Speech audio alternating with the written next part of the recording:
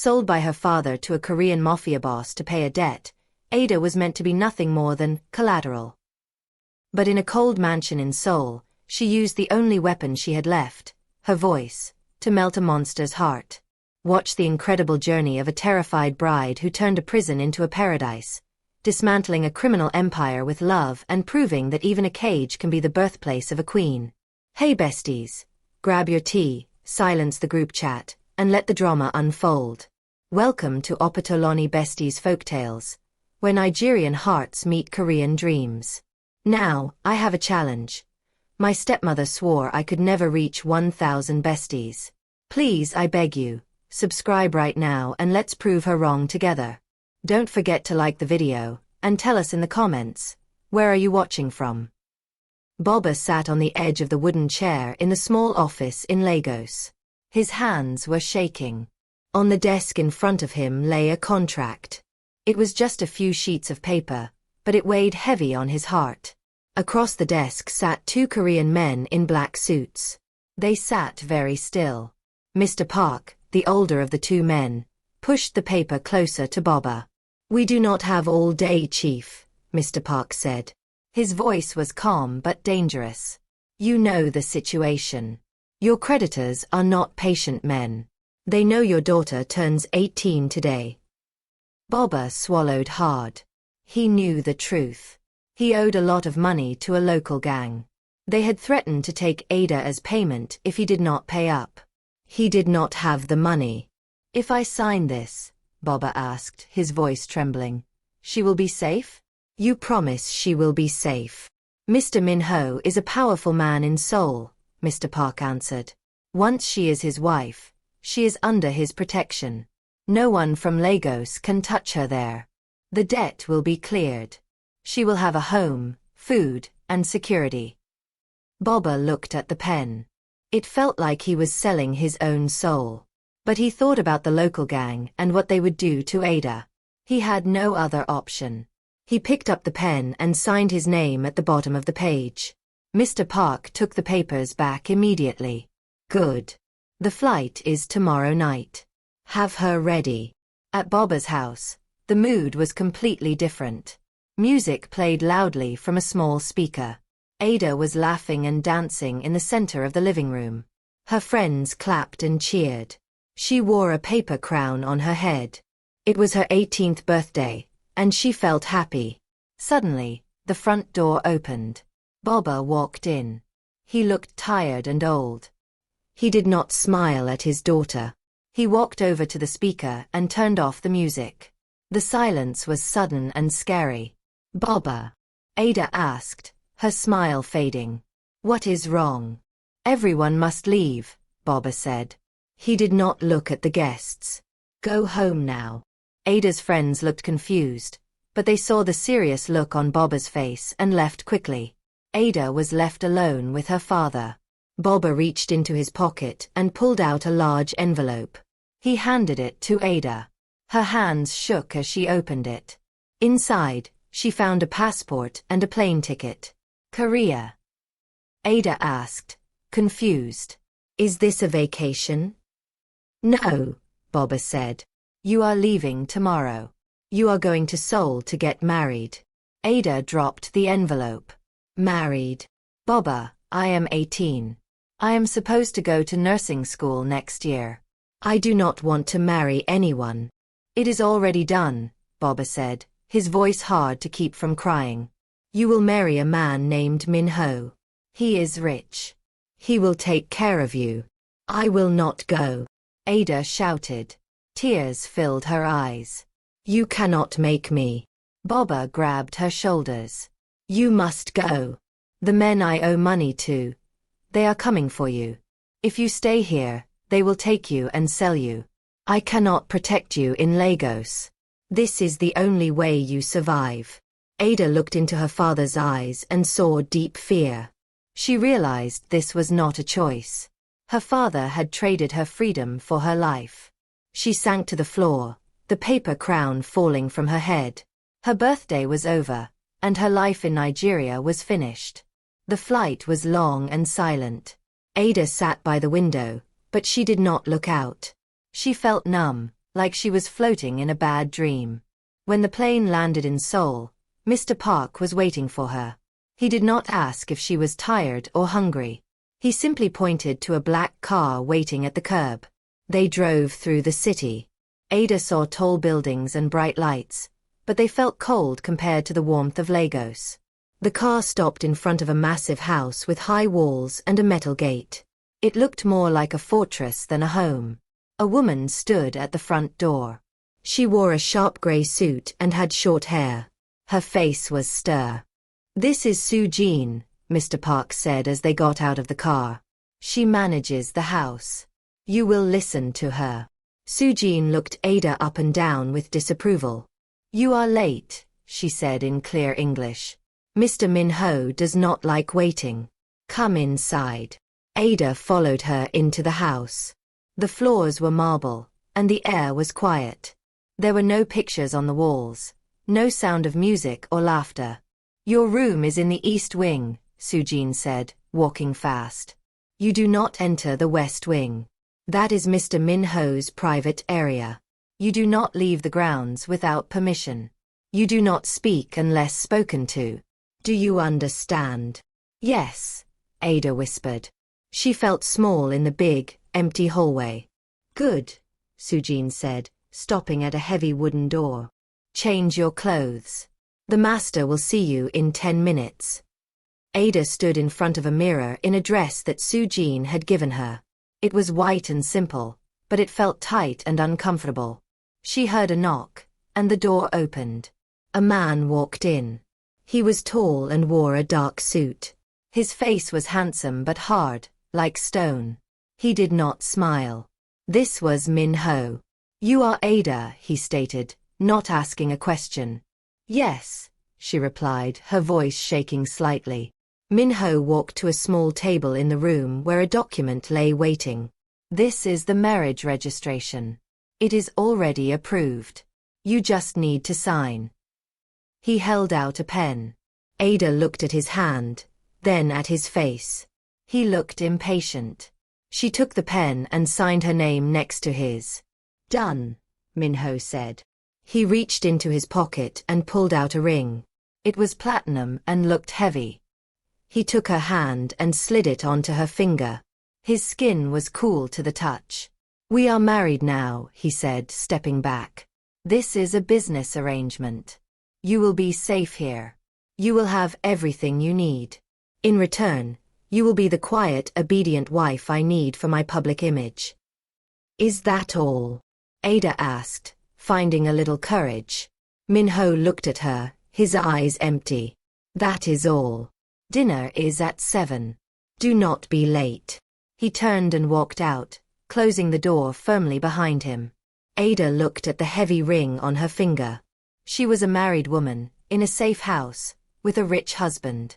But standing in that silent room, she had never felt more alone in her life. 3 days passed in the large, silent house. Ada felt like a ghost. She spent her time in her room or walking through the empty hallways. Soo-jin watched her constantly, but Min-ho was nowhere to be seen. He left early in the morning and returned late at night. The food Soo-jin served was strange to Ada. It was cold, pickled, or too mild. Her stomach rumbled, but her heart was hungrier. She missed the noise of Lagos. She missed the heat of the pepper soup her mother made. Late on the 4th night, Ada could not sleep. She crept downstairs to the kitchen. It was a modern space with stainless steel counters, but it felt lifeless. She opened the refrigerator and the pantry. She found rice, tomatoes, onions, and red peppers. It wasn't exactly what she had at home, but it was enough. She began to chop the vegetables. The rhythmic sound of the knife against the board calmed her nerves. She heated oil in a pan and threw in the onions. The sizzle sounded like music. As the smell of frying peppers filled the air, Ada closed her eyes. For a moment, she wasn't in Seoul. She was back in her mother's kitchen. Without thinking, she began to hum. The hum turned into a soft song. It was a Yoruba lullaby her mother used to sing to her when she was afraid. Her voice grew a little louder, filling the empty kitchen with a melody of home. Minho stood in the doorway. He had come down for water, but the smell stopped him. It was strong and spicy, cutting through the sterile air of his house. Then he heard the singing. He watched Ada from the shadows. She was moving around the stove, swaying slightly to her own song. She looked different than the scared girl in his office. She looked alive. "What is that song?" Minho asked quietly. Ada spun around, nearly dropping her spoon. She turned down the heat on the stove quickly. "I am sorry," she stammered. "I did not mean to disturb you. I was just hungry." Minho walked into the light. He was not wearing his suit. He wore simple pajamas, and his hair was messy. He looked younger, less scary. "The song," he repeated, sitting on a stool at the counter. "What is it?" "It is a lullaby," Ada said, relaxing slightly. "My mother sang it to me. It is about comfort." Minho looked at the pot of red rice. "My wife used to sing," he said, his voice low. "She sang while she cooked on Sundays. I have not heard music in this house for 3 years." Ada looked at him with surprise. "You were married?" "Yes," Minho said. He picked up a spoon and took a small bite of the rice. He coughed slightly from the spice, but he did not spit it out. "It is hot. But it is warm." He put the spoon down and looked at Ada. For the first time, his eyes were not cold stones. They looked tired and human. "Carry on," he said softly. He stood up and left the kitchen, but the heavy silence between them had cracked, just a little bit. The morning after the kitchen encounter, the house felt different to Ada. It was still quiet, but the silence felt less heavy. She woke up and stretched, expecting another long, boring day. Then she saw it. On the small table beside her bed sat a white box. It was brand new. Ada sat up and opened it. Inside was a sleek smartphone. She pressed the power button, and it turned on immediately. There was no password. Curious, she tapped the screen. The music app was already open. Her eyes widened as she scrolled through the playlists. Lagos hits, Afrobeats classics, Niger vibe. She saw names she knew and loved. Wizkid, Burna Boy, Thames. She pressed play. The beat of a familiar song filled the room. For a moment, she closed her eyes and swayed. It felt like a piece of her soul had been returned to her. Sujin would never do this. She hated noise. This was Minho. The man who said their marriage was just business had taken the time to find music from her home. Ada turned off the music and went downstairs to find him. She found him in his study. The room was large, filled with books and screens showing maps and numbers. Minho was sitting behind a large desk, writing on a document. He looked stern again, the soft man from the kitchen gone. "Knock first," he said without looking up. "I am sorry," Ada said, standing in the doorway. "I came to say thank you. For the phone. And the music." Minho stopped writing but did not look at her. "Sujin mentioned you were homesick. Unhappy people are distracting. It is efficient to keep you occupied." Ada knew he was lying. "You found my favorite artists. That is not just efficiency. That is kindness." Minho finally looked at her. His face was tight. "We are not friends, Ada. We are partners. Do not confuse the two. Go enjoy your music and let me work." He waved his hand, dismissing her like a child. Ada felt a little sting, but she nodded and turned to leave. She pulled the heavy door shut, but the latch did not click. As she walked away, she heard a sound coming from inside the room. She stopped. It was faint, but clear. It was a recording. It was her voice, humming the Yoruba lullaby from the night before. Minho was not working in silence. He was listening to her song. Ada smiled to herself and walked back to her room. He could pretend to be made of stone, but she knew now that he was listening. The peace in the house did not last long. 2 days later, Ada was sitting in the living room, reading a nursing textbook she had found in the library. It was late, and the house was silent. Suddenly, the large glass window at the front of the house shattered inward with a loud crash. Ada screamed and dropped her book. Before she could move, the lights in the entire house went out. Darkness swallowed the room. Then came the flashes, bright bursts of light accompanied by loud bang bang bang sounds. Gunshots. Footsteps pounded on the floor upstairs. Men were shouting in Korean. Ada curled into a ball on the floor, covering her head with her hands. She was terrified. Suddenly, a strong hand grabbed her arm and yanked her up. It was Min-ho. In the dim light of the muzzle flashes, he looked different. He held a gun in his right hand. His face was fierce. "Move!" he shouted, pulling her toward the back hallway. "Stay behind me." They ran through the dark corridors. Min-ho moved fast, checking corners. He was not the businessman now. He was a warrior. Behind them, the sound of shouting got closer. A bullet hit the wall right next to Ada's head, sending dust into her eyes. Min-ho turned and fired 2 shots back into the darkness. They burst out of a side door into the garage. A black armored car was waiting there. Min-ho shoved Ada into the passenger seat. "Get in. Keep your head down," he ordered. As he ran to the driver's side, a man appeared from the shadows of the garden, raising a weapon. Min-ho saw him. He threw himself between the gunman and the car just as a shot rang out. Min-ho grunted in pain and stumbled, clutching his side. But he didn't fall. He raised his own gun and fired, and the man in the garden fell. Min-ho jumped into the driver's seat, breathing hard. He started the engine, and the car roared to life. He smashed through the garage door, speeding out onto the driveway.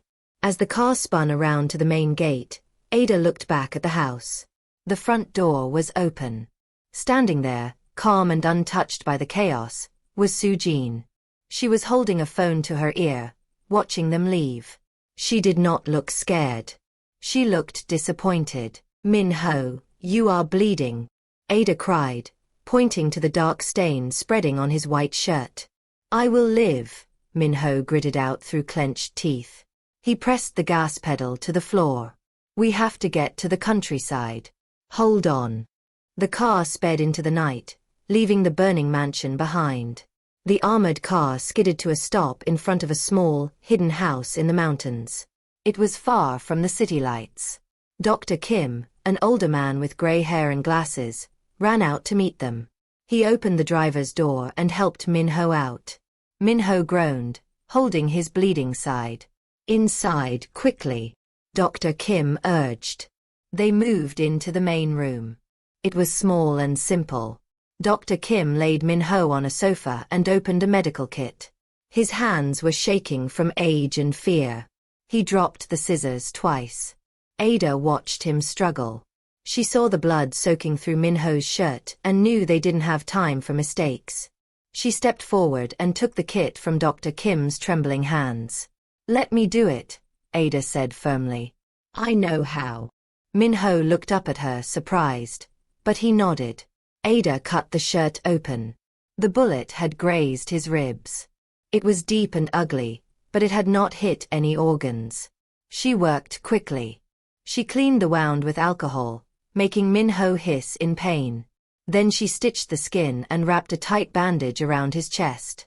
"You have good hands," Dr. Kim said, wiping sweat from his forehead. "You would make a fine nurse." "That was the plan," Ada said quietly, "before I came here." Dr. Kim gave Min-ho some medicine for the pain and went to the other room to make tea. The room was quiet again. Min-ho lay back against the cushions, looking pale but stable. Ada sat on a chair opposite him, wiping the blood from her fingers with a wet cloth. "Why did you do it?" Ada asked, breaking the silence. "Back at the mansion. You could have run faster alone. Why did you protect me?" Min-ho stared at the ceiling. "Because I know what it feels like to be the one left behind." He turned his head to look at her. "I had a family once. A wife and a son. I was arrogant then. I thought I could control everything. But my enemies, they wanted to hurt me. So they took them. Ada stopped wiping her hands. They killed them. Yes, Minho whispered. Because I trusted the wrong people. Since then, I built walls. I became cold so no one could hurt me again. Today, when the shooting started, I could not let it happen again. I could not let an innocent person die because of my world. He tried to sit up but winced. I am sorry, Ada. I thought marriage would protect you. Instead, I brought you into a war zone. Ada looked at him. She saw the guilt in his eyes. He was not just a businessman or a gangster. He was a man broken by grief, trying to save her to save himself. Rest now, Ada said softly. We are alive. That is what matters. Morning light came through the thin paper windows of the safe house. Minho was still sleeping on the sofa, his breathing heavy but steady. Ada sat at the small table, drinking tea. She felt tired but strangely calm. She thought maybe, just maybe, things would be okay. Dr. Kim walked into the room. He looked older in the daylight, his face full of worry. He held a yellow folder in his hands. He looked at Minho, then at Ada. Ada, Dr. Kim whispered. Come outside with me. There is something you must see. They stepped onto the wooden porch. Dr. Kim hesitated, his hands shaking slightly. Minho is a complicated man. He has changed since you arrived. But to understand the danger we are in, you must know how this started. He handed her the folder. These are the original documents from Lagos. Not the marriage certificate. The business contract. Ada opened the folder. The papers were in English and Korean. She scanned the lines until her eyes stopped on a highlighted section. Subject: Ada. Purpose: collateral for West African shipping route access. Payment: 200 million naira. Status: asset acquired. The cup of tea slipped from Ada's hand and shattered on the floor. She wasn't a wife. She wasn't even a person to them. She was collateral. She was an asset, traded so Minho's ships could use a port in Nigeria. Her father hadn't just saved her. He had sold her like a bag of rice to close a business deal. Ada stormed back into the house. The noise woke Minho. He sat up, groggy and in pain, clutching his bandaged side. Ada, he asked, his voice rough with sleep. What is wrong? She threw the folder at him. The papers scattered across his lap. Minho looked down and saw the contract. His face went pale. You lied, Ada said, her voice shaking with rage. You acted like you were saving me. You acted like a noble man who lost his family. But you are just a merchant. And I am just merchandise. Ada, listen. Minho tried to stand, but the pain made him fall back. That was the agreement in the beginning. I needed the route. Your father needed money. It was just business. Just business. Ada screamed. Tears streamed down her face. I am a human being. I have dreams. I wanted to be a nurse. And you bought me for a shipping route. It changed. Minho shouted back, desperate. I changed. When I heard you singing, when I saw you cooking, you became real to me. I was going to tell you. When? Ada laughed bitterly. After you got your ships? You are exactly like the men you hate. You use people. She turned her back on him. Do not speak to me. Do not look at me. She walked to the farthest corner of the room and sat down, pulling her knees to her chest. Minho reached out a hand toward her, but he knew it was too late. The bridge between them had burned down. The afternoon sun was fading over the mountains. Ada sat on the wooden steps of the porch, staring at the dirt. She had not spoken for hours. The door behind her opened, and Minho stepped out. He moved slowly, holding his bandaged side, but his face was determined. He held a thick brown envelope in his hand. He limped over to Ada and extended it to her. Take it, Minho said. His voice was hollow. Ada looked at the envelope but did not touch it. What is this? Your freedom, Minho answered. Inside is a passport, a plane ticket to Lagos for tonight, and cash.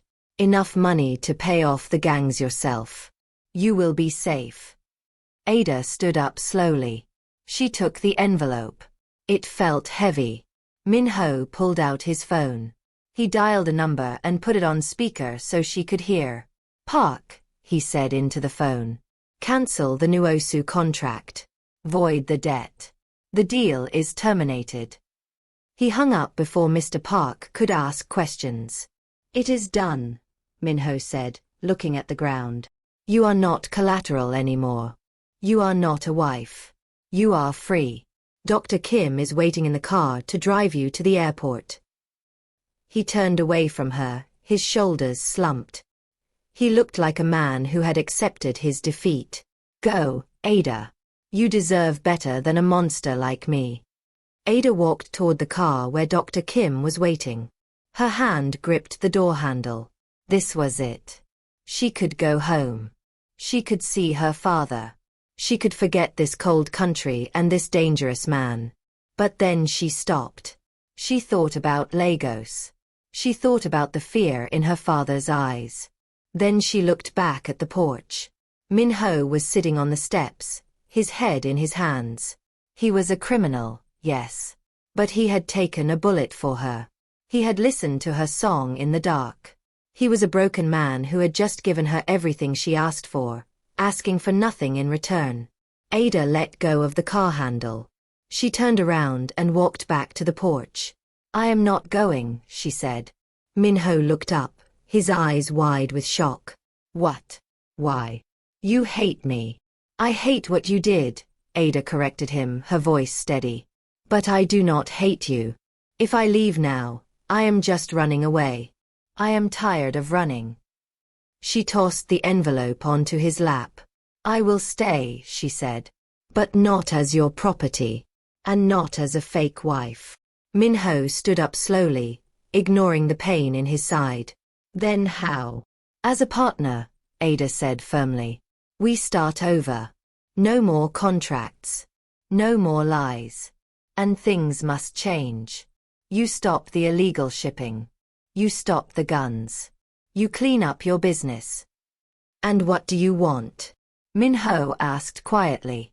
I want my life back, Ada said. I want to go to university. I want to become a nurse. I want to be free in this house, not a prisoner. If you can agree to that, then I stay. Minho looked at her for a long moment. He saw the strength in her eyes.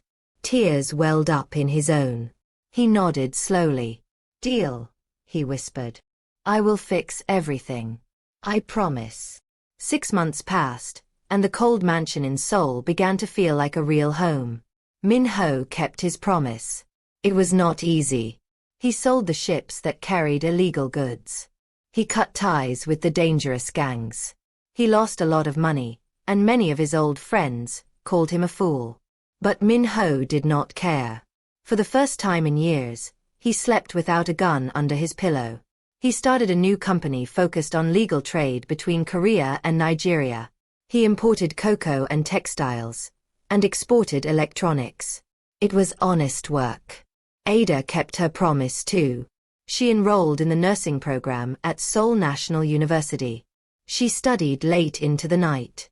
She was the only African student in her class, and sometimes people stared, but she held her head high. She was smart, and her grades were the best in the class. The house changed as well. Ada put colorful Nigerian fabrics on the gray sofas. The kitchen always smelled of spices, sometimes ginger and garlic for Korean stew, sometimes thyme and curry for Nigerian rice. Minho learned to eat spicy food without coughing. They ate dinner together every night, talking about their day, not as master and servant, but as husband and wife. One Wednesday evening, the peace was broken by sirens. But this time, the police were not coming for Minho. Police officers walked into the house and put handcuffs on Soo-jin. She did not scream. She looked at Minho with cold, angry eyes. Why? Min-ho asked simply. Dr. Kim stood by Min-ho's side holding a tablet. We found the evidence, sir. Soo-jin sold the security codes to your rivals. She told them when the guards changed shifts on the night of the attack. She wanted you dead. No, Soo-jin spat out. I wanted her dead. She pointed at Ada. You were weak before she came. You were mourning. I took care of you. Then she arrived with her noise and her food, and you forgot your pain. You forgot me. Min-ho looked at his assistant of 10 years. He realized she had been in love with his grief, not him. She wanted him broken so she could control him. Take her away, Min-ho said quietly. The police led Soo-jin out. Min-ho did not watch her go. He turned to Ada. She was standing on the stairs, looking worried. He walked up to her and took her hand. Are you okay? Ada asked. Yes, Min-ho said, squeezing her hand. The last part of the old life is gone. Now we are truly free. He pulled her into a hug. The house was finally safe. The shadows were gone. Time moved fast. 2 years later, Ada stood on a large stage at Seoul National University. She wore a black graduation gown and a cap.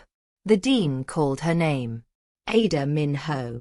She walked across the stage and took her diploma. She was now a registered nurse. The crowd clapped, but she looked for only 2 faces. In the front row, Min-ho stood up. He was clapping the loudest. Beside him, Dr. Kim wiped tears from his eyes with a handkerchief. After the ceremony, Min-ho met her outside. He held a large bouquet of yellow roses. He did not look like a mafia boss anymore. He looked like a proud husband. You did it, Min-ho said, handing her the flowers. Top of the class. We did it, Ada corrected him. She took the flowers. You helped me study. You paid the tuition. You believed in me. I only gave you the chance, Min-ho said. You did the work. Later that evening, they went for a walk along the Han River. It was a popular spot for couples. Min-ho stopped walking near a quiet bench. He looked nervous. He kept checking his jacket pocket. Ada, he started. Do you remember the first day? I try not to, Ada joked, but she squeezed his hand. I gave you a ring that day, Min-ho said seriously. It was a shackle. It was heavy, and it meant you belonged to me like property. I hated that ring. He reached into his pocket and pulled out a small velvet box. He knelt on one knee on the concrete path. People walking by stopped to watch. Min-ho opened the box. Inside was a simple silver ring with a small, colorful stone. This is not platinum, Min-ho said. It is simple. Like us. I do not want a business partner anymore. I do not want a contract. I want you. He looked up at her. Ada, will you marry me? Not for shipping routes. Not for debt. But because you love me. Will you be my wife for real? Ada covered her mouth with her hands. She nodded quickly. Yes. Yes, you foolish man. I will marry you. Min-ho stood up and slid the ring onto her finger. It fit perfectly. He kissed her, and the strangers around them clapped. A month later, they stood in front of a newly renovated building in Lagos. A sign above the door read, The AM Foundation. Bobba stood next to them. He looked older and thinner, but he was smiling. He had made peace with Min-ho. This place will save many lives, Dr. Kim said, standing by the door. It is a shelter, Ada explained to the small crowd gathered. For girls who are forced into marriage. For girls who are sold. We will give them medical care, school, and safety. Min-ho put his arm around Ada's waist. We cannot change the past, he said to her quietly. But we can change the future. Ada looked at the building, then at her husband. They had started with a crime, but they ended with a purpose. She rested her head on his shoulder. They were home. And that brings tonight's story to a close, besties. Please don't forget to subscribe, We have to hit 1,000 besties just to prove my stepmother wrong. If you liked the video, give it a thumbs up and let us know where you're tuning in from. Until next time, grab your tea and stay cozy. Good night.